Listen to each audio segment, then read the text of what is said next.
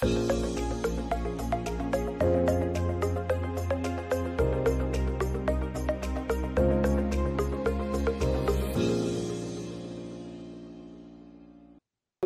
to our today's coffee break session, Think Big, Possible Exit Strategies. All the presentation will be referring to exit in a startup context. My name is Alisa. I'm a lawyer at Taylor Wessing in Frankfurt. As part of the corporate M&A team, I'm advising transactions in M&A and private equity, as well on buy side and sell side, often focusing on transactions in life science and healthcare. So as in all of our coffee break sessions, the presentation will be provided to you after this, and the video will be online. Also, you're happily invited to ask questions over the chat function. If we have time, I will try to answer them. Otherwise, I will come back to this afterwards. So let's start having a look on the agenda. First of all, we will learn what is an exit and its effects. Second, we will have a look on the common exit strategies for startups, the types, choice, and timing of the correct exit strategy. First, the classic exit strategies, then we will show you some alternative exit strategies, reflecting how to find the optimal exit strategy and the timing.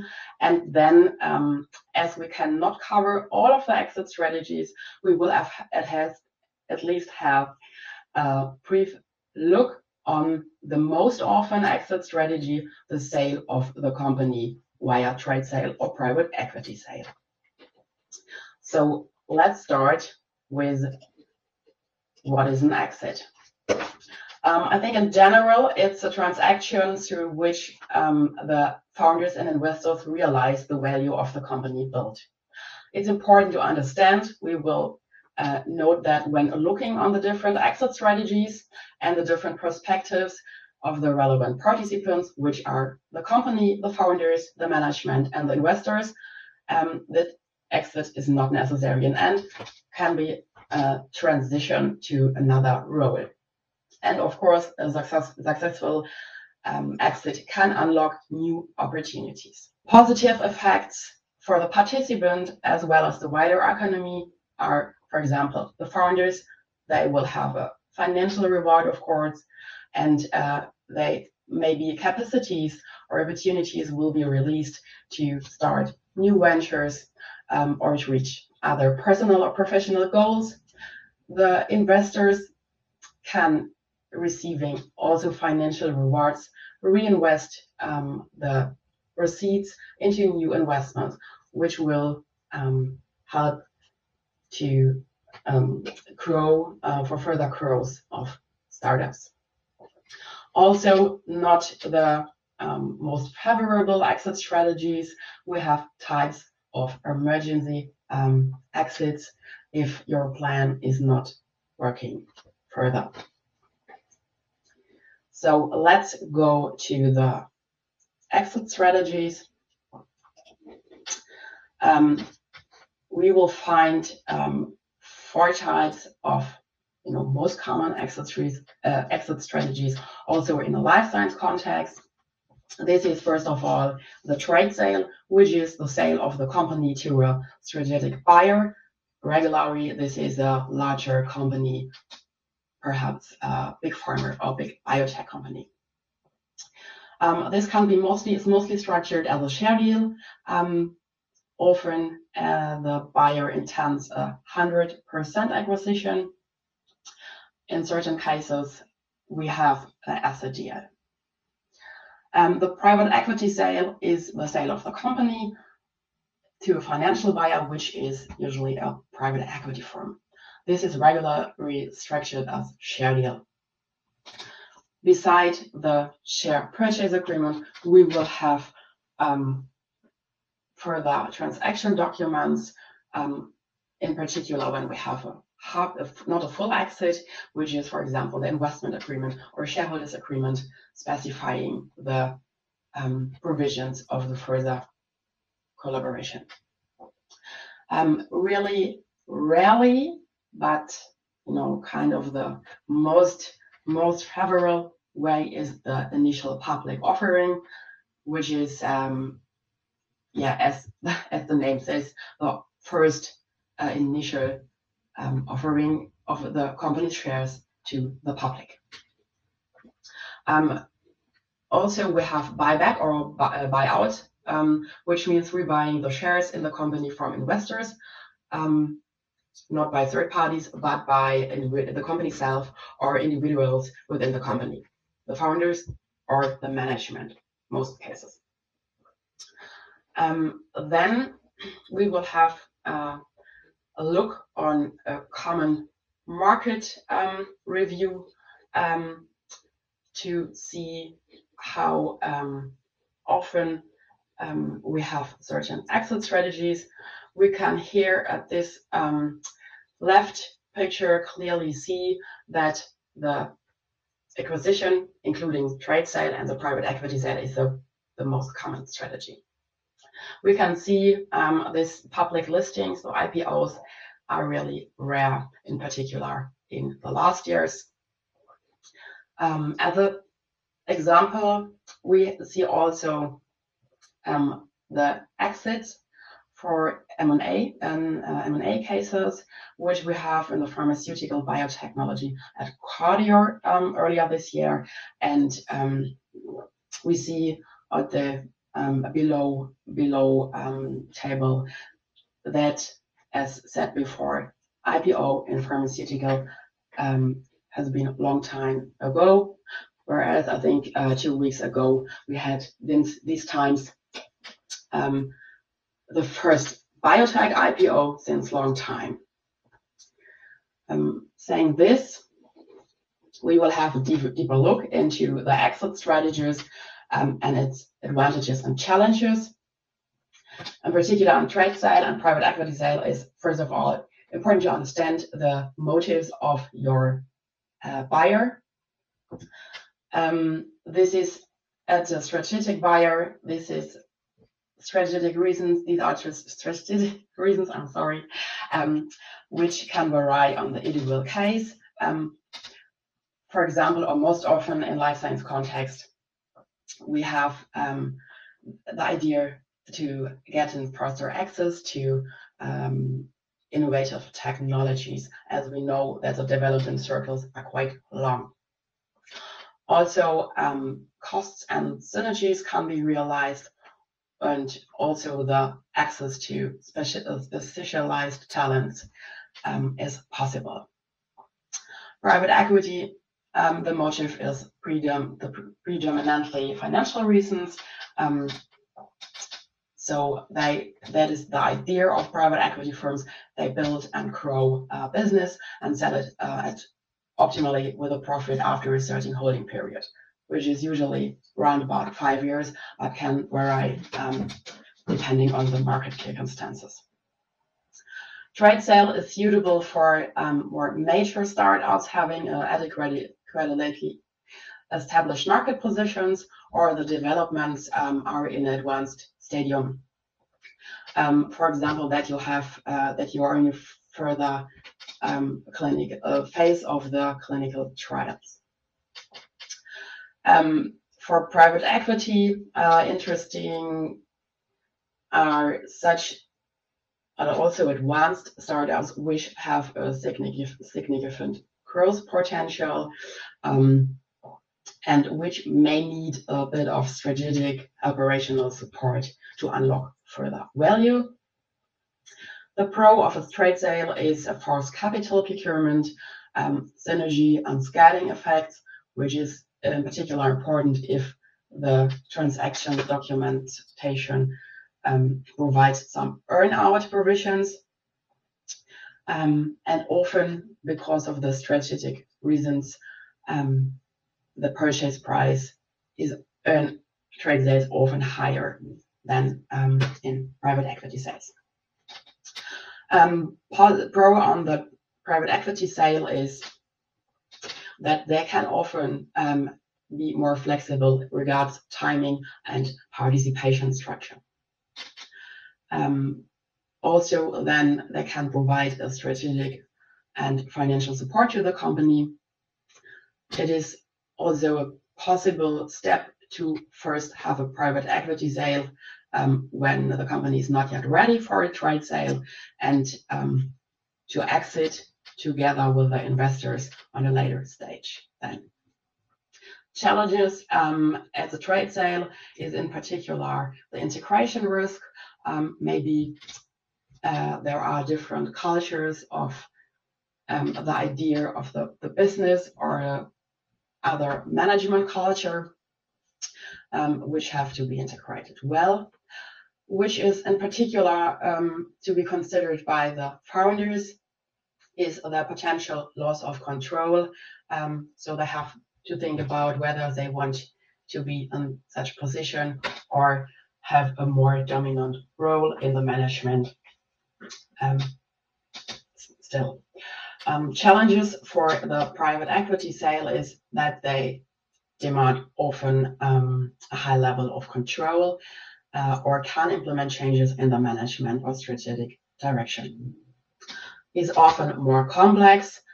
Beside a purchase agreement, as said before, you often have complex investment and shareholders agreements.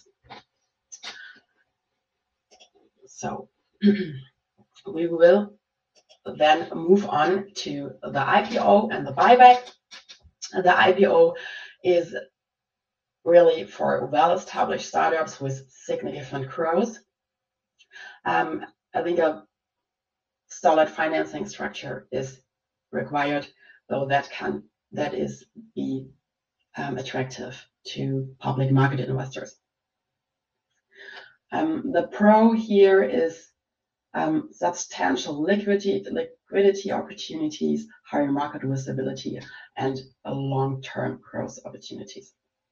Challenges are in particular the high cost and the complex process of going public, to take high regulatory and disclosure requirements when being a public company.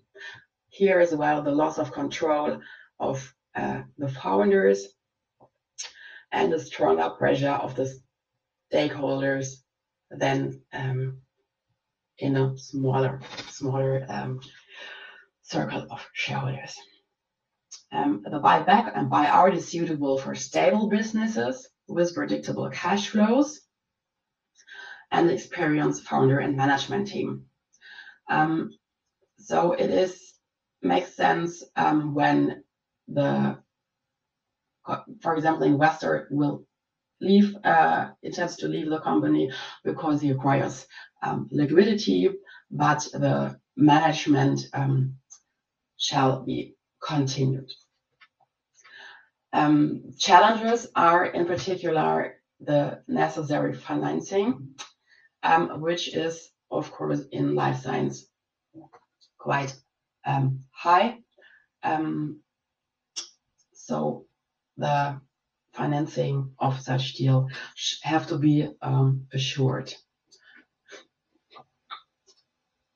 We will now see some alternative exit strategies. If you have more questions on this, on the pros and cons, you're happy to follow up on this via the questions. First, the secondaries. This is more addressed to existing investors. If they need liquidity or changed strategic focus, they have the option to sell the shares to another investor without the company itself being sold, though it's basically only exit for this specific investor. Further, we have a merger with peers, which would be another startup in a similar business, and of course a clear strategic fit and similar goals. It might be difficult to find such fitting company, but good to have this in mind. Further in life sciences, we have various options of strategic partnerships and alliances, for example, research and development agreements or licensing agreements, enabling the company, the startup working together with larger companies. This might be can lead to a quasi-exit. For example, if the IP of the startup is fully licensed to the other company, if this is more a collaborative partnership, it can lead also to later acquisition discussions. So fourth, which is quite popular at US investors currently, are the acqui-hires. This is a type of acquisition where the primary motivation is more to acquire the target's talent, less than its products.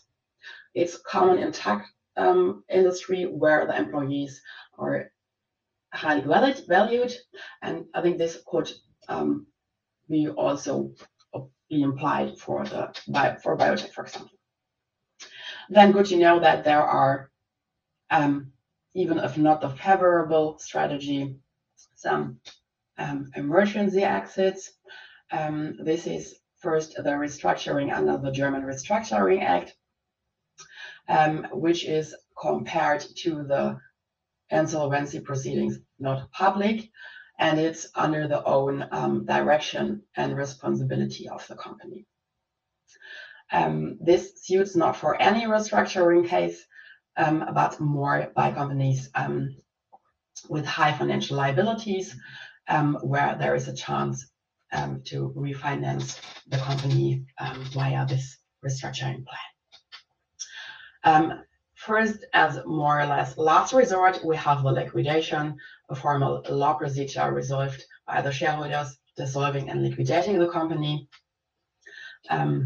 This, of course, is connected with minor minimized proceeds, but still better than going into insolvency. So after having learned something about the exit strategy, we will now discuss how to find the optimal exit strategy and the timing. So in any case, it's required to understand the business of the company, the readiness, and the external factors. The careful planning and preparation is key. Both finding optimal exit strategy as well as the right timing depends on various considerations. Question to ask yourself as a founder or management of a startup is, has the company reached a notable size so that is already attractive for trade buyers or PE buyers, or is it more still a case for a venture capital investment? Second, does the business work without the founders? So if this is not possible, this will be, of course, less attractive for investors. Then important to evaluate whether the business case has potential and prospects of success and growth. Optimally, that can be proved by sufficient documentation, business plans, monthly reportings, and with regard to the regulatory stuff, an audit of an independent expert stating that maybe the receiving of the market approval of the product is likely. Also important to have a look on the financial health of the company. As said, if there is maybe a restructuring required or refinancing would make sense, should be done first. Then very important, is the company ready for the due diligence process? This includes, do you have all important information documents together? Would you be ready to set up a data room to be shared with the potential buyers? Do you have reviewed your company and identified potential issues or pitfalls? That should be if possible, solved before starting an exit process, or you should at least have solutions available to discuss with the potential buyer. Also interesting for buyers is the individual reason of the exit, in particular of the founder. So if there are any disputes, this would be less attractive. Also important to understand what are the existing investor expectations. For example, venture capital investors have a certain holding period after they want to optimally exit so that they can receive more liquidity, which can trigger exit conversations. Also important, will you be so well organized that you can continue the daily business and growth during the exit process? Note that the exit process will take a lot of capacities of the founders and the management. Do you have the relevant management and team members on board that will be required during the due diligence and the negotiations? You should involve them timely. Further, an external aspect is to analyze the current market situation. So, for example, in times of recession, we currently have high energy prices, geopolitical tensions. We see that the sellers considering exit currently maybe not receive such purchase prices they initially had expected.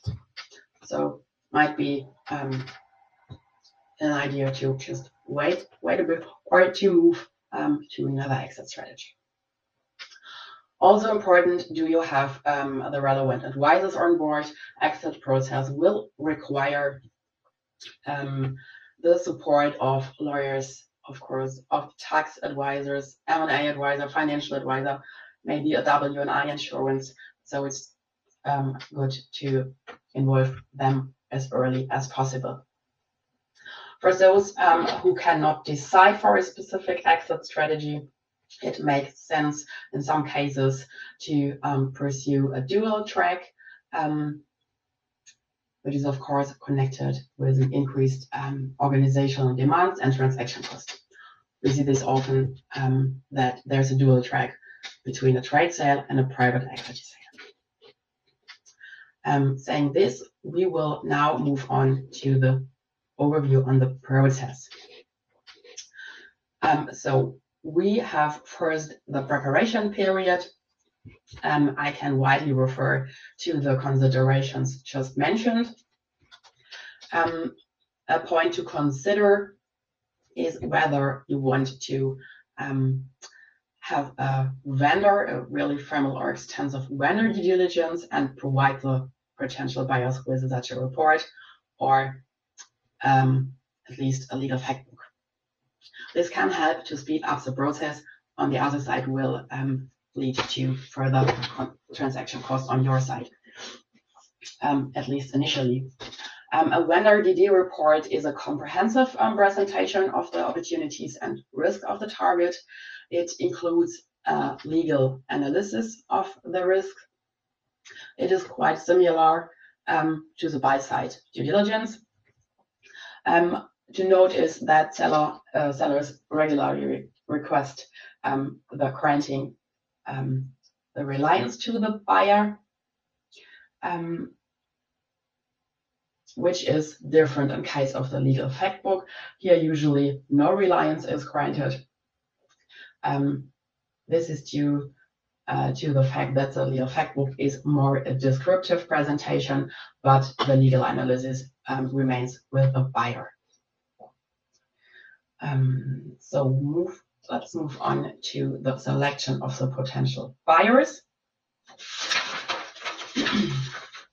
That we have first, this is more 1 to 5 or more general consideration for a process where you have maybe already have idea of the sellers or had discussed with some specific potential buyers possible exit. And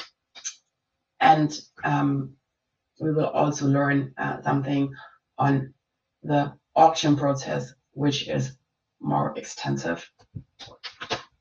So first, generally, in certain cases, the buyer selection starts with the long list of the M&A advisor. Then if there are potential buyers found, there will be first contact, and an NDA has to be signed. When the NDA has been signed, information memorandum on this on the target will be provided. This is often prepared by a corporate finance advisor or the M&A advisor. Depends. Then potential buyers usually provide initial offers, and the most favorable interest buyers will then be provided with a letter of intent to have it executed before then going to the deeper contract negotiations. The auction process, this is a structured, quite extensive process. The goal is to have the process more efficient and, of course, achieving a maximum value for the sellers. It has a longer preparation period, as, for example, or often legal fact books or vendor DD reports are prepared. Also, first drafts of the transaction documentation will be provided to the potential buyers. But on the upside, it is very competitive, which can lead to higher benefits purchase prices for the target, for the sellers. Then moving on to the due diligence process, I think those of you who have already some financing rounds behind you, you will already know the approach of the due diligence, which is the review of the opportunities and the risk of the buyers of the target by the buyer. The scope is often limited, but the main areas are legal, financial, and tax. In license transaction, there is often also additional IP due diligence. The buyer has to provide the relevant information in a virtual data room, and the queries of the buyer can be addressed in a Q&A process, which is often processed by a tool in the data room, and additionally by management call or legal expert calls. We will, in license transaction, focus on, in particular, on the topics IP. So is the IP you're using properly owned or licensed? Will this be triggered by the transaction? Can this be transferred if required? Do you have the regulatory approvals to fulfill your business? And do you comply with regulatory provisions? Also, corporate structure has to be clear, and has to be possible to participate in the company. Further, we will have a look on the material agreements, which are in particular supply agreements, customer agreements if already existing, or partnership agreements and collaboration agreements, and any agreements regarding the clinical trials. Further, we will often have a review, if any, on subsidies. It often happens in a transaction that the transaction will or can trigger repayment obligations. For example, as the startup will lose its status as an SME when being integrated in a larger company group, and that would be then have covered maybe with an adjustment of the purchase price. Saying this, we will move on to the negotiations, which have the goal to find a final agreement, having a balanced risk and opportunity balance between the parties. In the share purchase agreement, the focus will be on the purchase price mechanism, where we have certain options on the warranties and indemnities to be provided by the buyer, by the seller, I'm sorry, limitation of the liability, the W&I insurance if this is intended, the management provisions, in particular when the management will be kept with the buyer.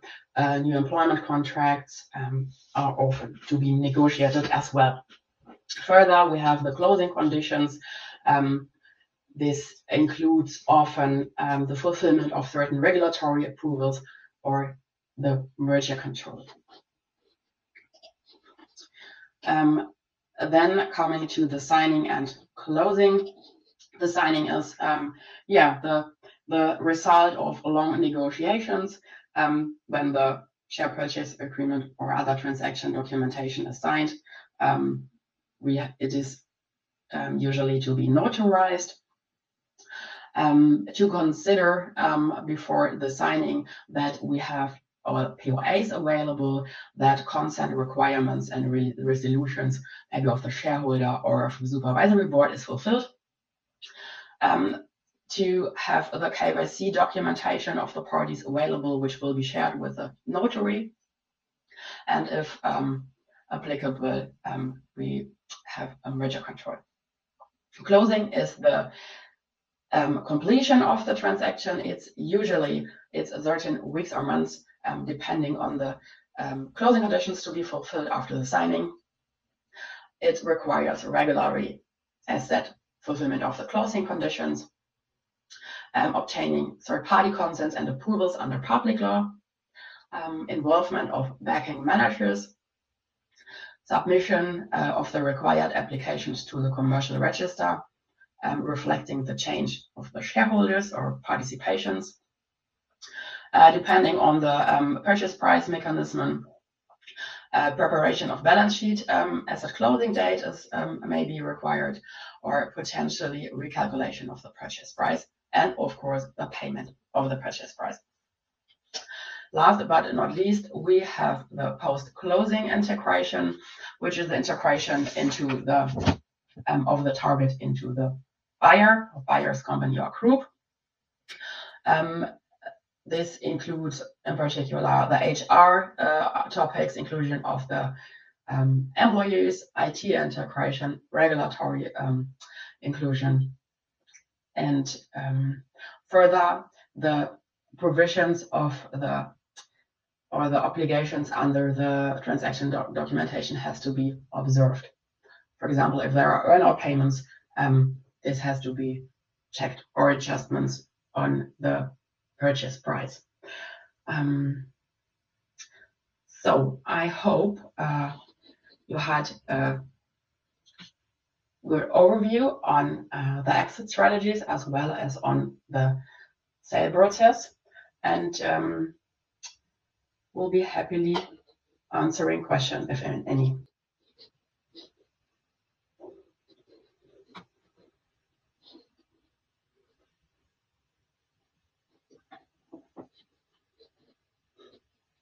Okay, so there seems to be no questions. So I go on with inviting you to our next coffee break session, where you can register already. So thank you for your attendance, and wishing you a good day.